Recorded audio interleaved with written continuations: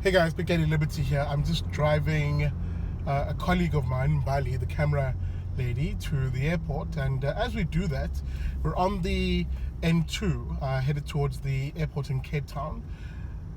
Taxis, of course, have been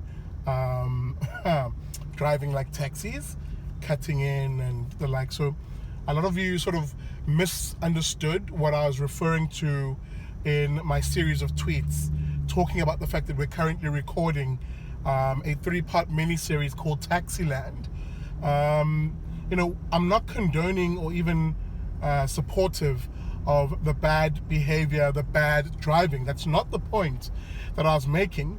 What I was making, and the point I was making rather, is that you can't have a 90 billion rand per year industry like the taxis and basically call for it to be banned, or malign the entire industry as a mafia, as that one douchebag Don basically called it on Twitter.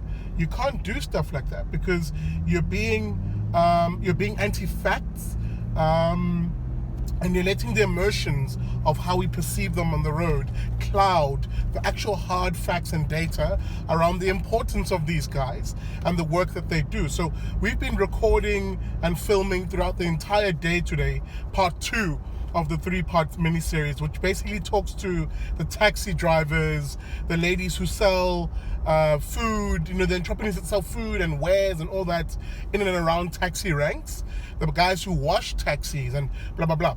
All of these people form part of an entire ecosystem, that is essentially 100% market driven.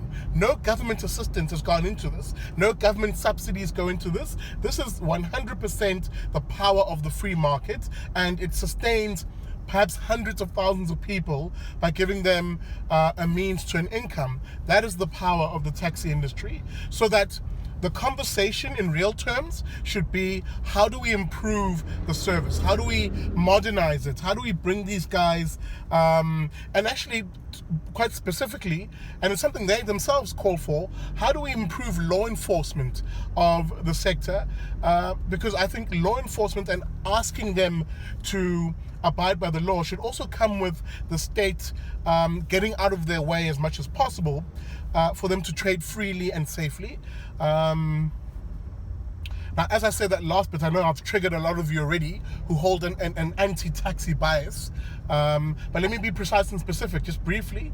What I'm basically referring to is, how do you create an environment which enables them to operate safely? One of the taxi drivers we spoke to said, why are there bus lanes, for example, and no taxi lanes? Why don't you have 2 dedicated taxi lanes that allow them to operate freely so that they don't weave through traffic in a traffic jam, for example?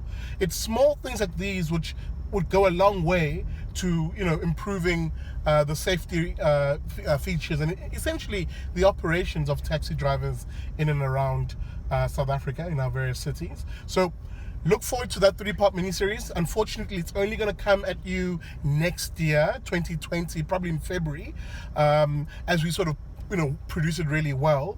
But I will bring you snippets, I suppose, here and there. And for the remainder of this week, I'm going to load up Blacks Only, the conversation we had with Mpiake and Jimmy, a new face. And of course, I'm going to bring you some Big Liberty Show snippets, interviews I've done with experts on various issues, from crypto to the economy to all sorts of stuff. So look out for that. I thought I should drop a quick vlog whilst we're on the road. And yeah, it's going to be a really good week. Thanks, guys. Cheers.